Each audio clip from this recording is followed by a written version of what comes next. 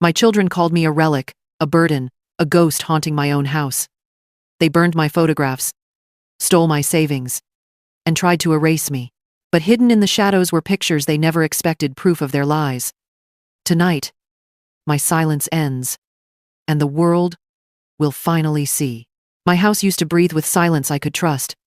The walls carried the smell of darkroom chemicals, the faint hum of the old heater, the comfort of photographs stacked neatly in boxes against the living room wall. Now, those walls feel occupied, stolen, their colors swallowed by someone else's taste.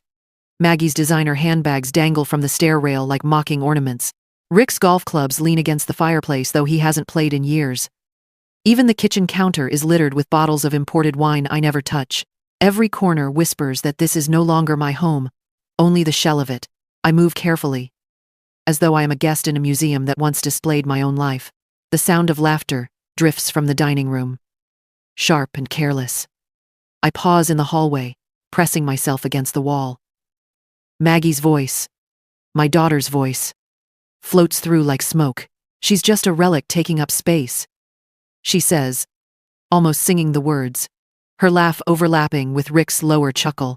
The air catches in my throat. A relic. A thing to be looked at but not valued. Their voices mingle, cruel in their casualness, and I feel myself shrinking into the wallpaper. I wait until their laughter fades into the clinking of glasses before I step away. Outside, the evening light burns low, staining the sky in streaks of orange. I hear the crackle before I see it, the unmistakable spit of fire chewing at paper. My steps quicken, and then I stop, frozen. Maggie is bent over the fire pit in the backyard, her hair gleaming in the sunset, tossing in boxes. Not trash, my boxes. My photographs. Flames lick the edges of faces I once knew. Children with wide, terrified eyes. Men in uniforms. Bodies bent under the weight of war. Villages, reduced to rubble. Every photo was a heartbeat I once carried across battlefields. Proof that I had lived, that I had witnessed. And now, each one curls and blackens as Maggie drops it like a candy wrapper. They're worthless relics of a dead era, Mom, she says, not even startled by my presence. Her tone is almost sweet, cruelly sweet. Nobody cares about war photos anymore. I cannot move. The heat warms my face, but inside me, there is nothing but cold. The ashes rise into the air, like the fragments of my identity, lifted for a second, before vanishing into the night. In the dancing firelight, my mind betrays me with flashes. A girl clutching her baby, both covered in dust. A boy no older than 10, his arms carrying the limp body of his brother. The world I froze inside those frames was not worthless. I bled for it. I survived it. And yet here, in the backyard of my own home, it dies again, this time not by war but by my own blood. I want to scream, but my voice stays locked in my throat. I think instead of the secret I have carried for years, heavier than any camera, Maggie has forgotten. Or perhaps she believes I have, but I remember. The photographs I hid, the truth I buried, to keep her safe. As I stand by the fire, my hands trembling, I wonder if that was my greatest mistake, protecting her, when she did not deserve it. The flames crackle louder, and I retreat, my shadow stretching long against the grass. Inside my own home, I feel like a ghost already, erased while still breathing.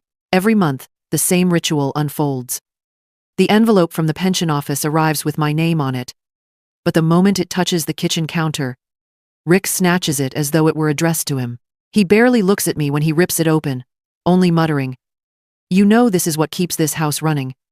He says it in the tone of a landlord, reminding a tenant of overdue rent. Sometimes, when he counts the bills, he whistles, low and satisfied, as if my lifetime of work and sacrifice were simply his lottery winnings.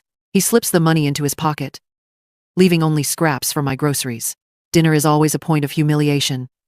I prefer my simple meals, vegetable soup, sometimes with bread, if I can stretch the pantry. But Maggie cannot let even that pass quietly. "Honestly, Mom," she says one evening, her eyes flicking over my faded cardigan, the sleeves rubbed thin from years of wear, "you look like a beggar eating out of a bowl. You live in a house worth a fortune, and you still act like we're in the Great Depression." Rick laughs, pouring himself another glass of wine I bought, but never drink. Let her be. She likes playing poor. It makes her feel virtuous. I keep my eyes on the table, but my hands tremble around the spoon. I tell myself I am still stronger than their words. That silence is not surrender. But silence, I know, is also complicity. It was late one night, when the house had finally gone quiet, that I found the evidence. I had gone into Maggie's office, in search of an envelope of old letters I thought she might have misplaced. Instead, tucked beneath a folder of property listings, I saw the papers. My papers. Bank documents with my name, my signature except the slant of the letters was wrong, the ink too fresh. Maggie had forged them. She and Rick had been draining my savings, line by line, pretending I no longer needed what was mine. The betrayal was sharp, like glass cutting under my ribs. For a moment, I could not breathe. The next morning, I tried to confront them. Rick leaned back in his chair, smirking, his arms crossed. You've had your time, Ellie. Hand it over before you ruin what's left of ours. Maggie's voice was sharper, colder. You're the past, Mom. No one cares about your dusty photos. Sell the house, move to a home, and stop being selfish. Do you want us to live like paupers while you rot in your little museum of junk? I stood there, staring at them both, my own daughter and the man she had chosen, and realized it with sudden clarity. I was not simply neglected.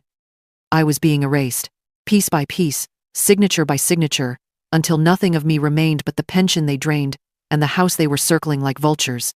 I climbed the attic stairs that night, my body aching, my heart heavier than any load I had carried across war zones. The door creaked open, releasing a cloud of dust. My old dark room, once alive with the glow of red light and the smell of chemicals, now lay in ruins. The enlarger stood like a rusted skeleton. Shelves sagged under the weight of boxes, their labels faded. I pulled one box close, lifting its lid with care. The prints inside were fragile, curled at the edges like old bones. My hands shook as I touched them, as if by crumbling, they might confirm that I too was turning to dust. And then, buried under stacks of envelopes, I found it. A shoebox, taped shut, its cardboard rough with age. I knew it before I even opened it. The box I had sworn never to touch again. I sat there in the dim light, the silence pressing against my chest, staring at the box, as though it were alive. My breath caught, for inside it lay the truth I had buried decades ago, the truth that might yet burn everything to the ground. The shoebox sat in my lap like a weight I had been carrying all my life. I knew what was inside. The years had not erased its presence from my memory, only buried it under layers of dust and denial. When I finally tore the tape and pried open the lid, the smell of old paper and chemicals rose like a ghost. Inside were envelopes, black plastic sleeves of negatives I had sworn never to touch again. I held one to the faint bulb above me, and the images bled through. Grainy shadows captured on film. My heart stopped. There she was. Maggie. My Maggie.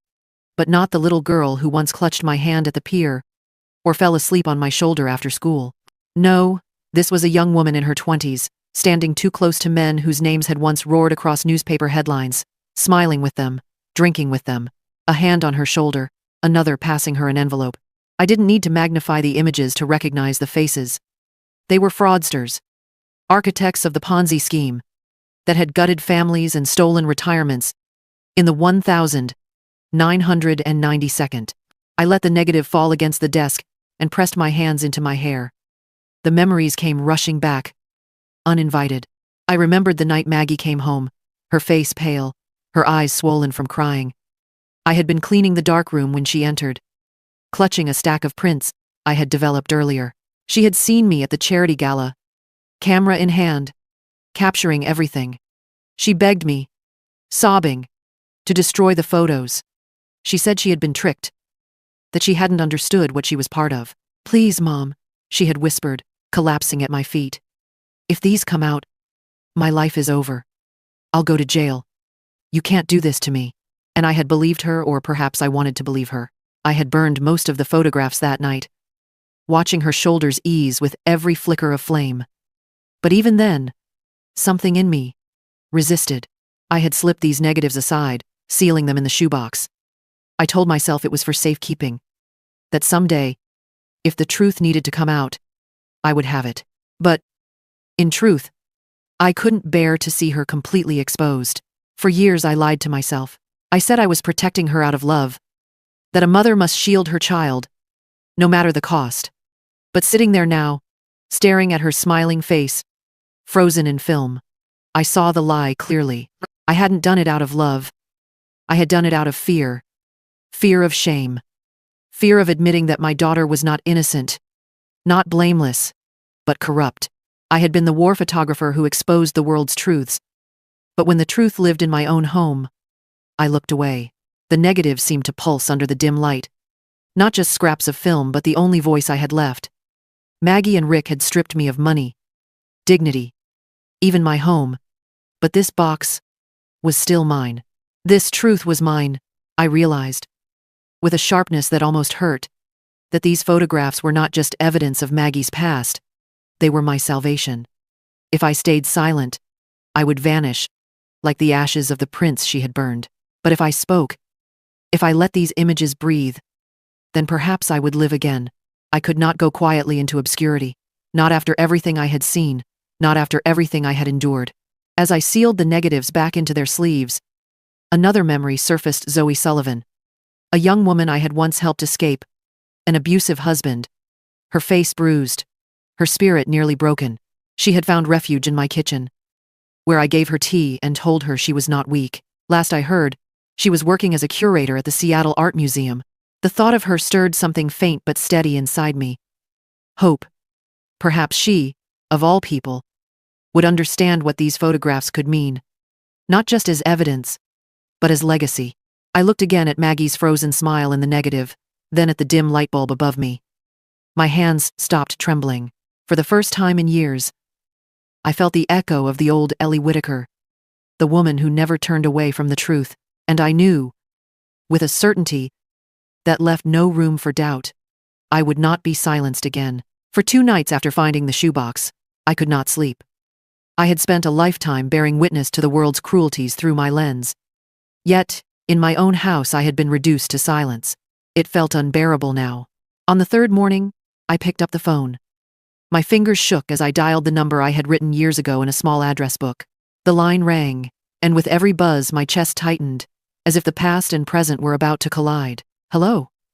A young woman's voice, cautious but steady. Zoe? My voice cracked, betraying the tremor I tried to swallow. It's Ellie Whitaker. I don't know if you remember me. A pause, and then warmth, like sunlight breaking through. Ellie? Of course I remember. You saved me. Her words pressed against my chest, soft and heavy. Saved me. I had given her tea and a place to breathe. All these years later, the gratitude was still alive in her voice. I have some old photographs, I said slowly, choosing my words with care. From my years in the field. They're gathering dust here. I wondered if you might want to look at them. For the museum, perhaps. There was silence on the other end, then a small gasp. Ellie? Are you serious? Your photographs? The war series? Her voice trembled with awe. People would give anything to see them. She stopped herself, but I could hear the excitement. Yes, absolutely. I'd be honored to review them. Truly honored. When I hung up, my hand lingered on the receiver. My heart was still hammering, but for the first time in years, it wasn't from fear. It was from possibility. That night, I returned to the attic. I set up the old scanner on the rickety desk, its whirring sound filling the silence. My hands, stiff with arthritis, fumbled at first with the negatives. But once the first image appeared on the computer screen, a child with dust streaking his face, eyes wide with terror, my body remembered what it had always known. Click. Another. Each scan felt like reclaiming a heartbeat of my past. I saw villages reduced to rubble, women clutching children, soldiers slumped against walls. The horror returned in flashes. Yes, but so did the pride. I had risked everything to capture these truths. Even if the world forgot, I had not. And yet, with every photograph, another weight pressed heavier. The negatives of Maggie sat apart in their envelope, watching me like an unspoken question. Should I include them? Could I? I picked them up more than once, holding them to the light. There she was, Young, laughing, alive in a world of deceit. My daughter. My shame. My silence. My betrayal. I pressed the envelope to my chest, tears pricking my eyes. I thought of the girl she had been, running down the pier, waving at me with sticky hands. Then I thought of her voice just days ago, dismissing me as a relic, a burden, an obstacle. The two versions clashed in my mind until I thought I would shatter with them. Love and hatred, guilt and fury all twisting inside. I could have destroyed them. The shredder sat in the corner, silent, waiting. For a moment my hand hovered. If I destroyed them, the truth would die here, in this attic, with me. But I lowered the envelope into the box, marked for Zoe. Quietly. Without a word. My decision made itself. As the scanner hummed its last, I leaned back in the chair. The dim light, haloing the room. My throat ached, my body weak. But inside me, something had shifted. A flicker of defiance. Small, but steady. Burned. If my own daughter will bury me alive, I whispered into the empty attic, then I'll let the truth bury her lies. The words hung in the air like a vow. And for the first time in years, I felt less like a ghost and more like the woman I once was, the one who never turned away from the truth. The museum doors glowed, tall glass panels reflecting the pulse of the city. July air clung heavy and warm to my skin as I stood across the street, scarf wound tightly around my head, dark glasses shielding my face. For a moment, I almost turned back. My chest thudded, as if I were about to step onto a battlefield again. But then I crossed. Inside, the Seattle Art Museum was alive with sound. Voices floated through the atrium, polite laughter, the clink of glasses, the shuffle of expensive shoes on polished floors. Everywhere banners hung. Shadows of Valor. Photographs. By Ellie Whitaker. Seeing my own name in bold against the lighted walls almost knocked the breath out of me. For years I had been told I was the past. A relic. Tonight, my name hung like a banner of truth. I kept my scarf low, my glasses tight. No one paid attention to me. They were too busy moving towards the gallery. I followed them, each step heavier than the last, until I stood at the threshold of the exhibition, and then the silence. People were not speaking in here. Not the way they had in the lobby. Their voices dropped, their faces tilted up towards the photographs, as if they had entered a chapel. I saw a young man leaning closer to a frame of a soldier weeping over a comrade. An older woman pressed her hand to her mouth at the image of a child walking barefoot across a ruined street. My photographs. My truth. My ghosts, made visible. For decades those images had lain boxed and ignored.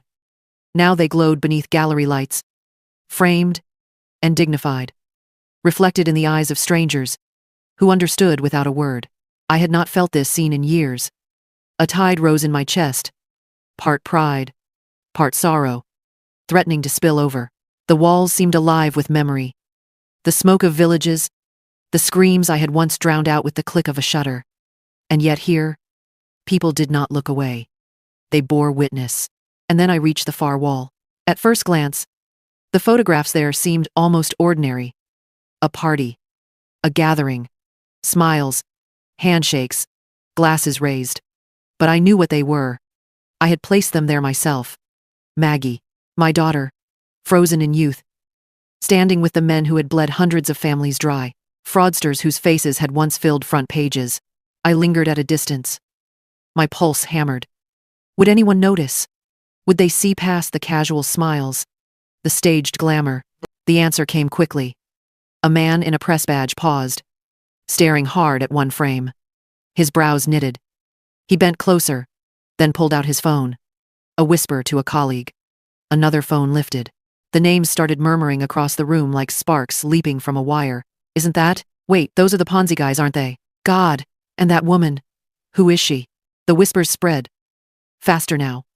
Phones clicked. Cameras flashed.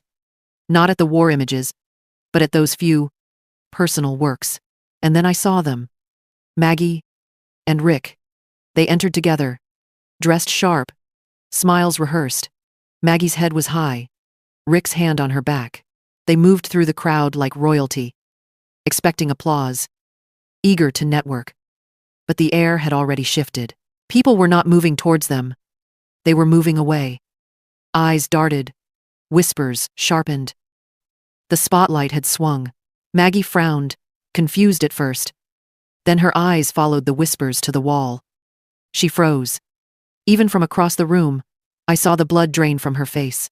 Rick leaned in, squinting, then cursed under his breath. The crowd pressed closer. Questions rising. Flashes bursting. Phones recorded. Hands pointed. Maggie's carefully constructed image trembled like glass under a hammer. Behind my dark glasses, my eyes burned. My hands tightened around my scarf.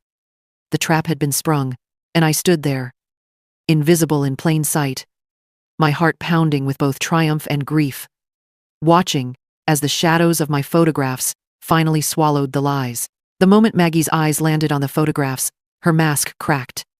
Her body stiffened, lips parted, the flush of confidence draining, until her face looked like porcelain, about to shatter.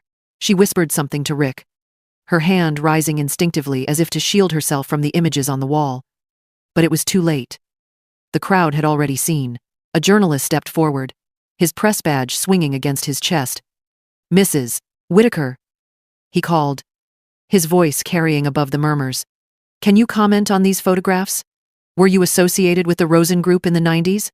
Maggie's mouth opened, but no words came. She shook her head faintly, her hand fluttering like a trapped bird.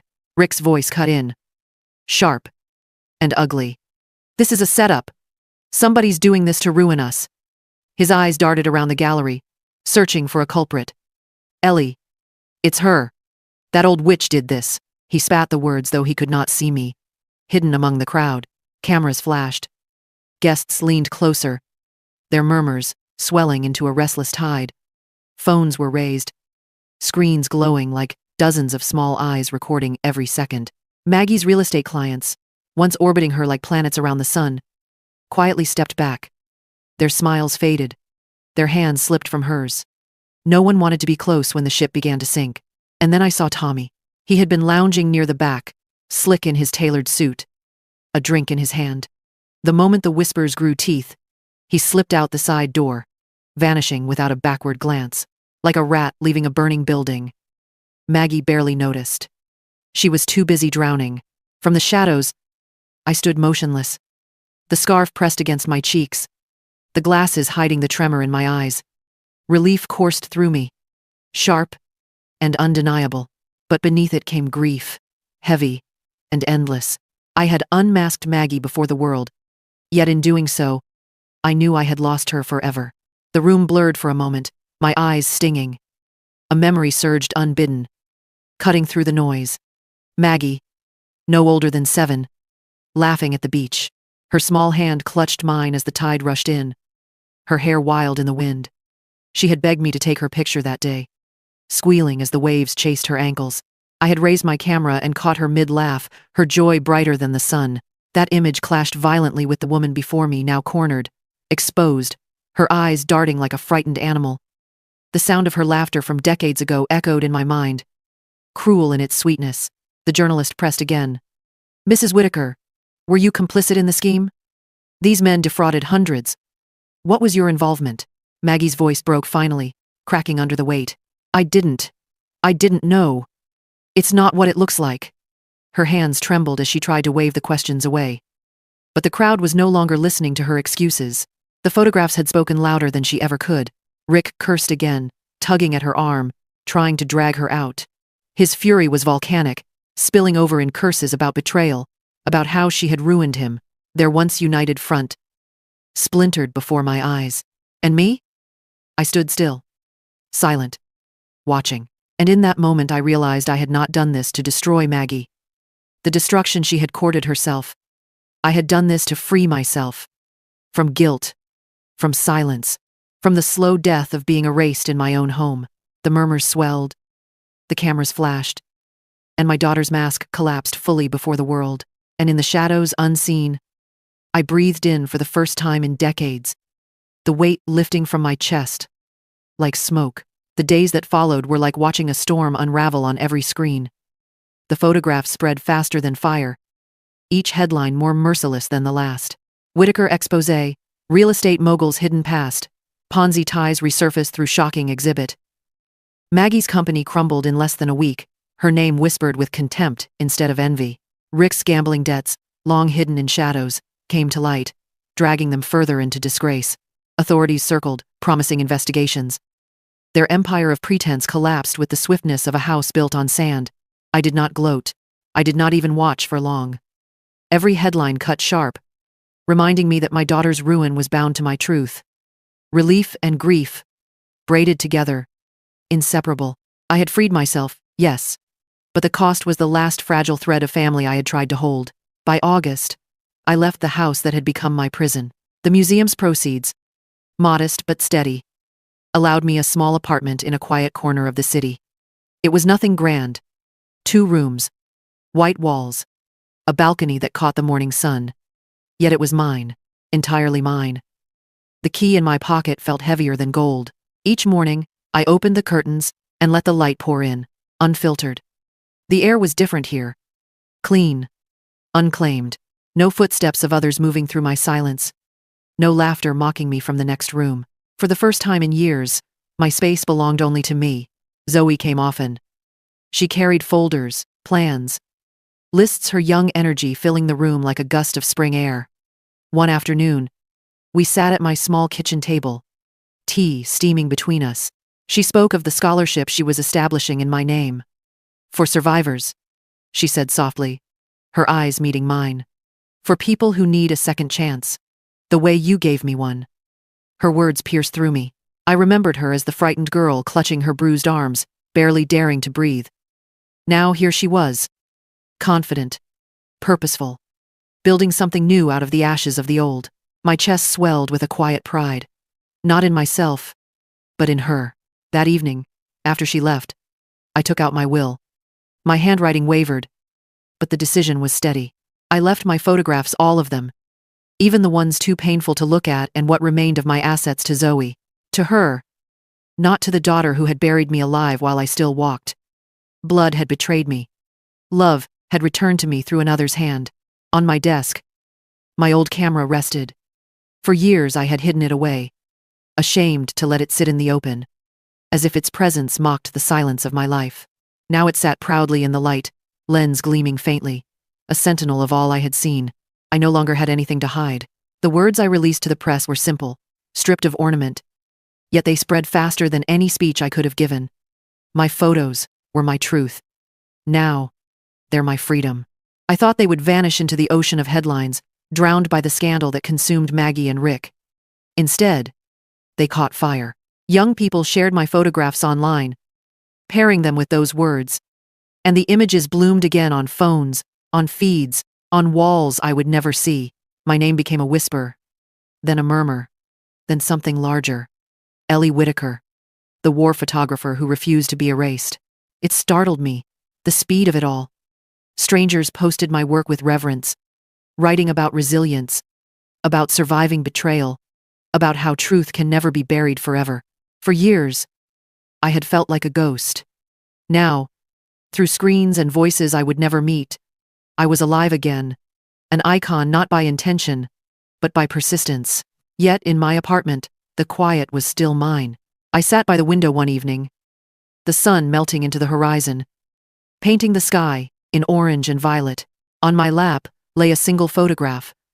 One I had always kept hidden, perhaps saving it for this very moment.